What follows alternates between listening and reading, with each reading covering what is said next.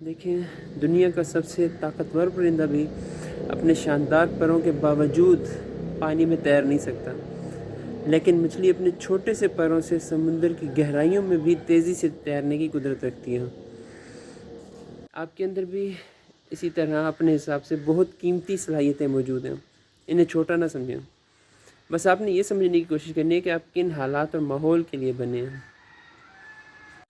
مٹی کی کوئی بھی مقدار بہت ہی بے مول ہے، کسی قیمت کی نہیں، اسی مقدار کے سونے کے ذرات کے مقابلے میں، لیکن یہی مٹی دنیا جہان کے سونے کی قیمتوں کو پیچھے چھوڑ دیتی ہے جب اللہ تعالیٰ اس میں روح پھونک دیتا ہے۔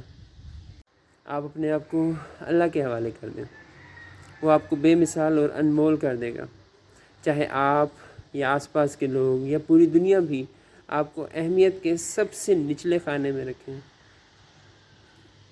سمندر بہت بڑا نظر آتا ہے، بڑی بڑی لہریں دور تک پھیلا ہوا، لیکن کبھی آپ نے سوچا کہ شاید یہ بھی ان قطروں پر رشک کرتا ہوگا جو آسمانوں کی سیر کرتے ہیں، دنیا دیکھتے ہیں، صاف شفاف پینے لائق بن جاتے ہیں، بادلوں پر سوار یہاں سے وہاں جاتے ہیں۔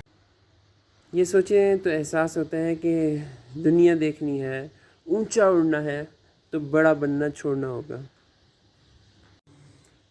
پتھر کبھی بھی بیچ کا راستہ نہیں روک سکتا درخت بننے سے، پانی کا راستہ نہیں روک سکتا سمندر کی طرف جانے سے، یا اگر روکتا بھی ہے کسی بھی فارم میں تو وہ جو ہیں وہ کسی بہتر چیز میں بدل جاتی ہیں۔ جیسے اگر لہروں کا راستہ پتھر روکتے بھی ہیں تو وہ رکتی نہیں ہیں بلکہ اور بلند ہو جاتی ہیں، یا ہواؤں کا راستہ اگر پہاڑ روکتے ہیں تو وہ رکتی نہیں ہیں بلکہ بادلوں میں بدل جاتی ہیں۔ آپ بھی زندگی میں رکاوٹوں سے ڈرنے کے بجائے ان کے ہوتے ہوئے آگے بڑھیں اور بہتر بننے کی کوشش کریں۔ وہ کہتے ہیں کہ تارا ٹوٹا، اور آپ نے کبھی غور کیا ہے کہ تارا جب بھی ٹوٹتا ہے پہلے سے کئی گنا زیادہ روشن ہو کر آسمان میں نظر آتا ہے۔